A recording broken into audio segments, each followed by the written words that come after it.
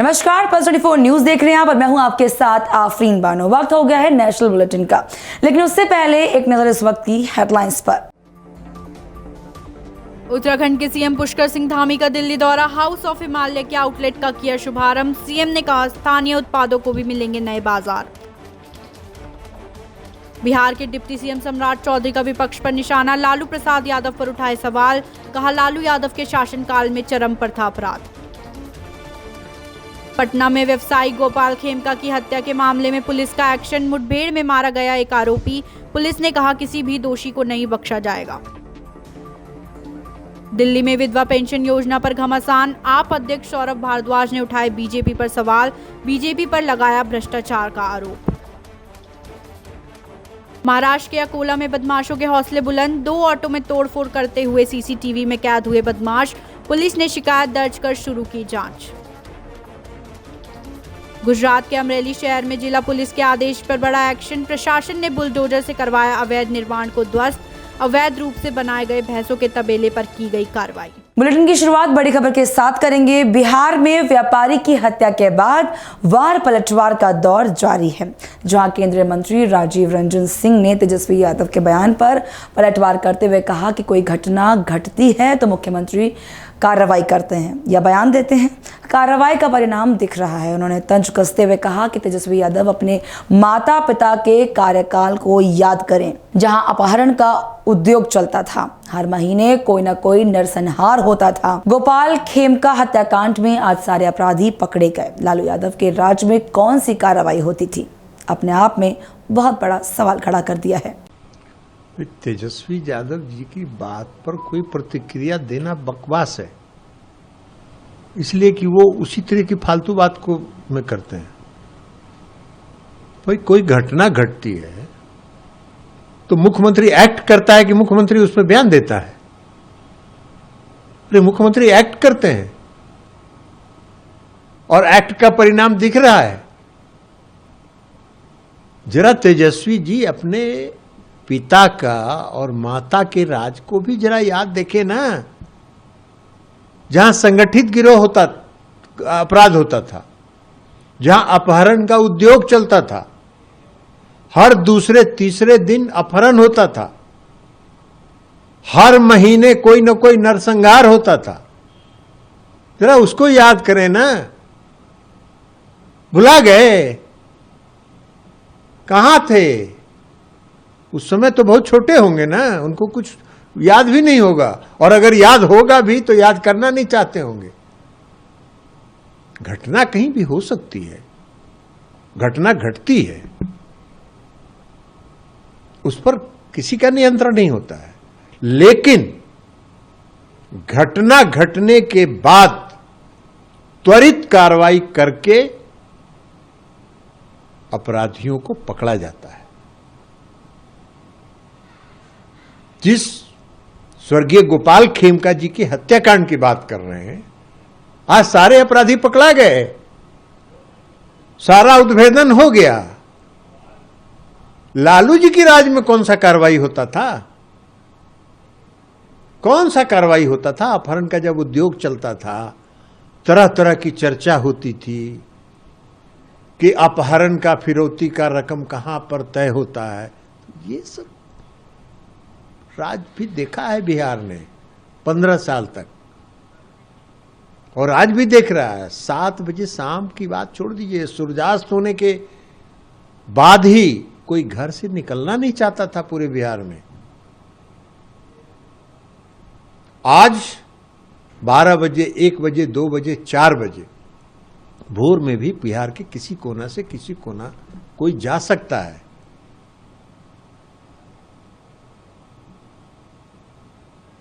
कानून व्यवस्था का कोई सवाल नहीं है। आपराधिक घटनाएं होती हैं, अपराधी कोई घटना करता है, लेकिन त्वरित कार्रवाई करके उसको गिरफ्तार किया जाता है, पुलिस कार्रवाई करती है।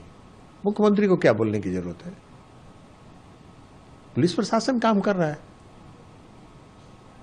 लालू जी का राज है कि सिपाही से भी बतियाते थे। लालू प्रसाद जी के राज में लालू प्रसाद जी थाना में सिपाही से, दरोगा से भी बतियाते थे। आज 20 साल में बिहार के मुख्यमंत्री नीतीश कुमार जी ने किसी एसपी से भी बात नहीं किया होगा, इसलिए कि मुख्यमंत्री जी डायरेक्शन देते हैं डीजीपी को, और डीजीपी कमांड है।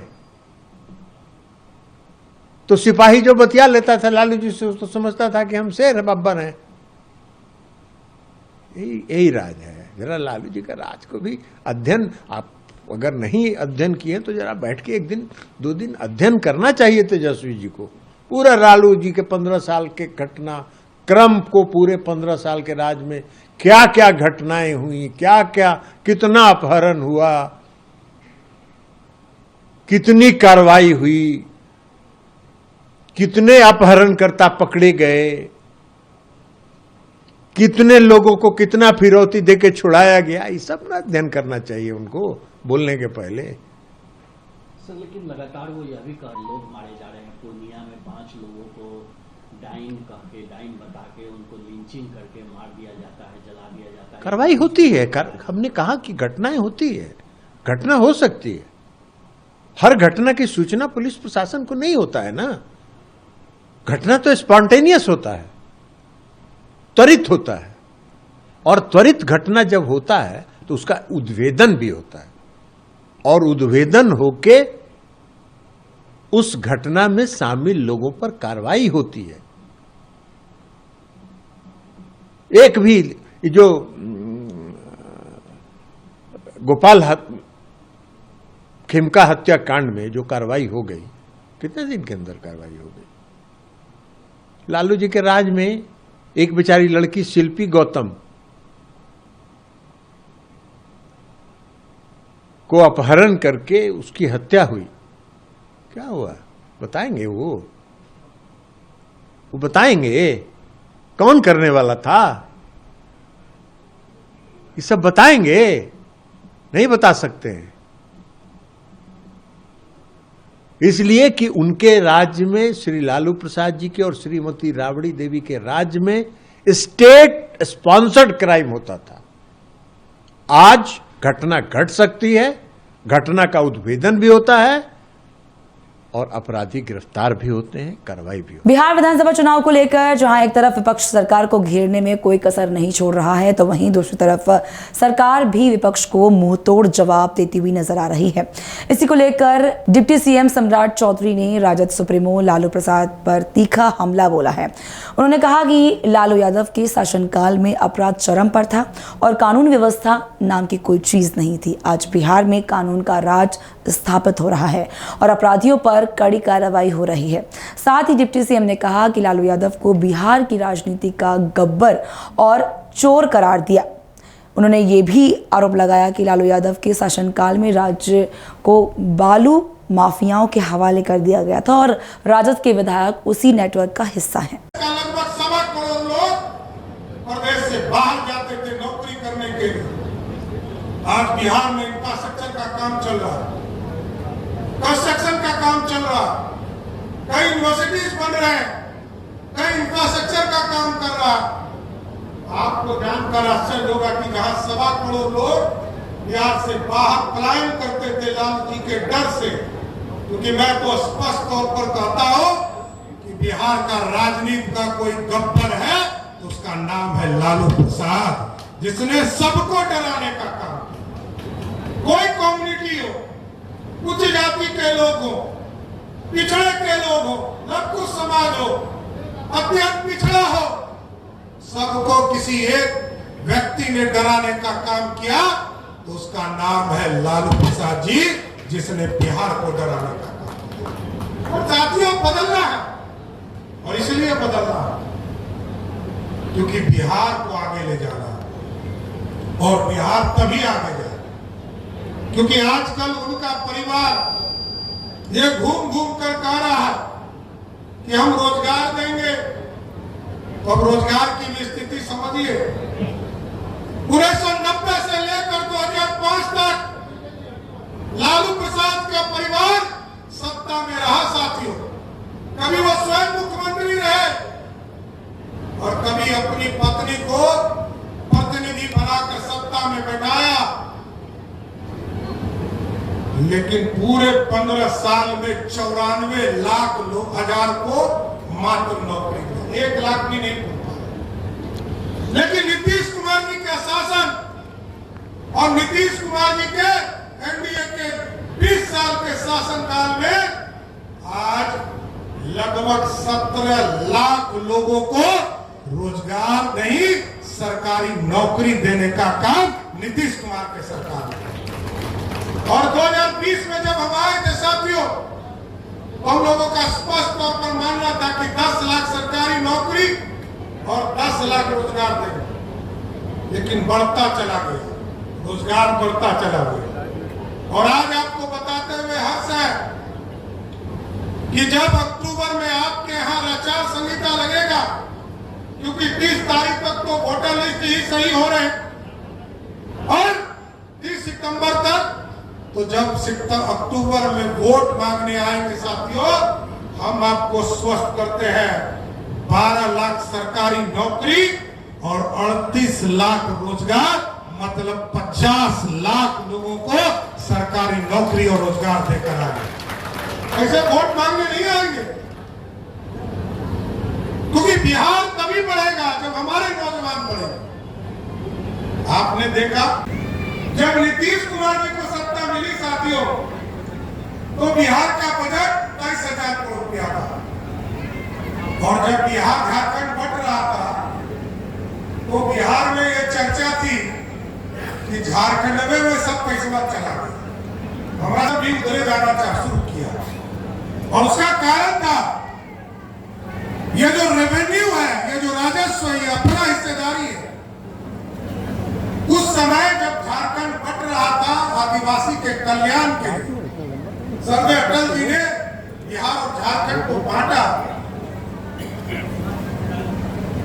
तो 23,000 करोड़ रुपया के राशि में से जो बिहार का हिस्सेदारी था, उसका 87% झारखंड से आता था और 13% बिहार से आता था। तो लोग कहते थे कि अब तो यहाँ 2 ही चीज ना बचा है, एगो बालू और दूसरा वही चोरवा का नाम आ जाता है।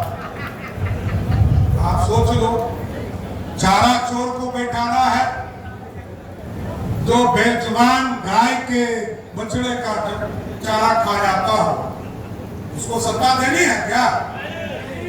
देखिए आज बिहार बदला है साथियों, और जब मैं बजट पेश कर रहा था 1 घंटा पहले झारखंड बजट पेश किया, और उस समय मेरा 56 इंच का सीना मोदी जी का चेला वाला बन गया। और इसलिए बोला साथियों कि मैंने देखा जिस झारखंड को 87% पैसा मिला, उस झारखंड का बजट 1,40,000 करोड़ का था, और बिहार का मैं बजट पेश कर रहा था, सम्राट चौधरी कुशवाहा का बेटा बजट पेश कर रहा था, तो 3,17,000 करोड़ का बजट। ये बदलता हुआ बिहार है साथी। इसलिए सम्राट अशोक के मार्गदर्शन में, सम्राट अशोक ने जो सपना देखा है इस अखंड भारत का, और ये स्वर्णिम काल दिया है भारत को, कोई दूसरे राजा के सामने स्वर्णिम काल नहीं दिखा जाता है साथी। 200 वर्षों तक राज किया। यदि आप चाहते हो कि फिर से बिहार में स्वर्णिम काल आए, तो एक बार एनडीए को वोट देकर फिर से जिताने का काम कीजिए साथियों। बिहार में गोपाल खेमका हत्याकांड मामले में लगातार पुलिस एक्शन मोड में है, जहां इस हत्याकांड का एक आरोपी एनकाउंटर में ढेर कर दिया गया है। आरोपी राजा को एसटीएफ ने एनकाउंटर में मार गिराया है। जानकारी के मुताबिक राजा ने ही खेमका की हत्या से जुड़े शूटर को हथियार दिया था। पटना के माल सलामी इलाके में एसटीएफ की दबिश के दौरान राजा ने पुलिस पर फायरिंग की थी। इसके बाद जवाबी फायरिंग में आरोपी राजा को मार गिराया गया। पटना में राजद प्रवक्ता मृत्युंजय तिवारी ने गोपाल खेमका की हत्या के बाद बिहार को लेकर अपनी चिंता जाहिर की है। उन्होंने कहा कि पुलिस अपनी कार्रवाई कर रही है, लेकिन जब तक पुलिस अपनी बात नहीं रख देती तब तक कुछ भी कहना उचित नहीं होगा। गोपाल खेमका की हत्या और पूर्णिया में 5 लोगों को जिंदा जलाने की घटना के बाद पुलिस की भूमिका पर सवाल उठ रहे हैं। साथ ही उन्होंने कहा कि पुलिस की कार्रवाई पर भरोसा कर रहे हैं और चाहते हैं कि पुलिस अपनी जांच पूरी करे और दोषियों को सजा मिले। देखिए, बिहार अपराधियों के तांडव से कराह रहा है। क्राइम आउट ऑफ कंट्रोल है। कल भी पूर्णिया में लोगों को जिंदा जला दिया गया। हर जगह अराजक स्थिति है। चीख पुकार चित्कार से हाहाकार मचा है बिहार में। गोपाल खेमका हत्याकांड में पूरी तरह से बिहार दहल उठा है और इस पर पुलिस स्पष्ट रूप से जब तक कोई बात नहीं बता देती है तब तक इस पर कोई भी प्रतिक्रिया उचित नहीं है। पुलिस का जो भी दावा हो, जो भी कार्रवाई हो रही है, सारे चीज़ों का जब तक पुलिस की ओर से नहीं जानकारी दी जाती है तब तक इस पर क्या प्रतिक्रिया दी जाएगी। लेकिन ये तो स्थिति स्पष्ट है कि बिहार में कानून व्यवस्था चौपट है। कानून के राज का दावा करने वाले ने कानून व्यवस्था का जनाजा निकाल दिया, अंतिम संस्कार कर दिया। चंडीगढ़ में आचार्य भिक्षु जी की 300वीं जयंती पर आयोजित कार्यक्रम में सीएम नायब सिंह सैनी ने शिरकत की। सीएम सैनी ने कहा कि इस कार्यक्रम में भाग लेने वाले सभी लोगों को बधाई देता हूं। यह भव्य कार्यक्रम आचार्य जी के जीवन की याद में आयोजित किया गया है। ऐसे महापुरुषों के जीवन से हमें प्रेरणा मिलती है। मैं मंच पर विराजमान हमारे दिव्य एवं अलौकिक गुणों से धनी हमारे मुनिजनों के चरणों में मैं नमन करता हूं, प्रणाम करता हूं। इस भव्य आयोजन में हमारे जो श्वेतांबर और 13 पंथ सभा की मैं ये सराहना भी करता हूं, उनको बधाई भी देता हूं और आप सबको भी मैं बहुत बहुत शुभकामनाएं देता हूं कि हम सब उस महान आत्मा, उस महान व्यक्तित्व की जन्म जयंती के अवसर पर एकत्र हुए हैं और हमारे 13 पंथ सभा ने इस भव्य कार्यक्रम का आयोजन उनके जीवन को याद करने के लिए आज इस भव्य कार्यक्रम का आयोजन किया है। मैं इनको भी बहुत बहुत साधुवाद और बधाई देता हूं। ऐसे आयोजनों का हमें महापुरुषों के जीवन, आदर्शों और सिद्धांतों से प्रेरणा मिलती है। सीख लेने का ये अवसर हमें मिलता है। मुझे खुशी है कि आज का यह दिन उस महान संत की याद में और उनके दिखाए हुए रास्ते पर चलने का ये संकल्प लेने का दिन है। उत्तराखंड के सीएम पुष्कर सिंह धामी ने दिल्ली दौरे के दौरान हाउस ऑफ हिमालय के आउटलेट का उद्घाटन किया। यह आउटलेट राष्ट्रीय राजधानी में उत्तराखंड की पारंपरिक विरासत और जैविक उत्पादों को संगठित रूप में पेश करने का माध्यम बनेगा। इस मौके पर सीएम ने कहा कि इसके जरिए न सिर्फ राज्य की समृद्ध लोक संस्कृति देश के सामने आएगी, बल्कि स्थानीय उत्पादों को भी नए बाजार मिलेंगे। राजधानी दिल्ली में आम आदमी पार्टी और बीजेपी के बीच विधवा पेंशन योजना को लेकर सियासी घमासान जारी है। इसी को लेकर आप अध्यक्ष सौरभ भारद्वाज ने कहा, बीजेपी की विधवा पेंशन में भ्रष्टाचार किया जा रहा है। साथ ही कहा, ये लोग भ्रष्टाचार के नाम पर जन कल्याण योजनाएं बंद करना चाहते हैं। अब ये कहने लगे कि महिलाओं को जो विधवा पेंशन मिलती है 2500, उसमें जो है 80,000 जो है जो पेंशनें मिल रही हैं उसमें भ्रष्टाचार है और 80,000 पेंशनें इन्होंने बंद कर दी। सिर्फ और सिर्फ भ्रष्टाचार के नाम पे ये जन कल्याण योजनाएं बंद करना चाहते हैं। दिल्ली में कहीं पे एक्सीडेंट होता था किसी आदमी का तो प्राइवेट अस्पताल में मुफ्त इलाज होता था। फरिश्ते योजना थी, कितनी अच्छी योजना थी, उसमें इनको क्या समस्या थी, इन्होंने वो योजना बंद कर दी। दिल्ली के सरकारी अस्पताल में किसी का ऑपरेशन नहीं हो पाता था या कोई टेस्ट नहीं हो पाता था तो प्राइवेट अस्पताल में मुफ्त में करवा लेता था, डाक योजना थी, वो इन्होंने बंद कर दी, कहा कि उसमें भी भ्रष्टाचार हो रहा है। कुछ दिनों में मैं आपको बता रहा हूं, ये दिल्ली के अस्पतालों में जो मुफ्त दवा मिलती है ये उनको भी बंद करेंगे। जो थोड़ी बहुत मुफ्त सुविधाएं हैं दिल्ली के अस्पतालों में ये उनको भी बंद करेंगे और ये कहेंगे कि साहब इसमें भी बहुत बड़ा भ्रष्टाचार हो रहा है इसलिए हम इसको भी बंद कर देते हैं। ये एक एक करके हर वो योजना जिसमें गरीब का फायदा है उस योजना को बंद करेंगे। क्यों? क्योंकि ये चाहते हैं गरीब को दिल्ली से भगाया जाए, आम आदमी को दिल्ली से भगाया जाए। प्राइवेट स्कूलों की फीस इतनी ज्यादा कर देंगे कि अगर कोई सामान्य वर्ग का आदमी है वो दिल्ली में रह ही नहीं सकता क्योंकि वो बच्चों को पढ़ा ही नहीं पाएगा। सरकारी स्कूलों का बेड़ा गर्क कर देंगे, सरकारी में भी नहीं पढ़ा पाएगा, प्राइवेट में भी नहीं पढ़ा पाएगा, अपना वापस जो है बिहार और यूपी जाए। ये इनकी पूरी पूरी योजना है। जो गाड़ियां प्रदूषण फैलाए उन्हें आप 5 साल में बंद कर दें, जो प्रदूषण न फैलाए उन्हें 50 साल तक। देखिए, मैं दिल्ली के उपराज्यपाल, मुख्यमंत्री और इनके मंत्री को एक मुफ्त की सलाह देना चाहता हूं। मुफ्त, आपको कोई भी निर्णय करना हो उससे पहले सोच विचार कीजिए। आप बिना सोच विचार के निर्णय कर देते हैं और जब जनता गालियां देती है और आम आदमी पार्टी प्रेस वार्ता करके आपको आईना दिखाती है तब आपको ब्रह्म ज्ञान प्राप्त हो जाता है, तब आप सारी वही बातें करने लग जाते हैं जो आम आदमी पार्टी कह रही है। ये ऑर्डर पास करने से पहले क्या मुख्यमंत्री को ये ऑर्डर नहीं मिला? क्या उपराज्यपाल के पास ये ऑर्डर नहीं गया? क्योंकि आपने जीएनसीटीडी एक्ट के बाद जो फेरबदल किए उसमें सब एग्जीक्यूटिव ऑर्डर एलजी के पास जाएंगे। क्या अब वो जाने बंद हो गए? या गया तो एलजी साहब ने तब नहीं सोचा?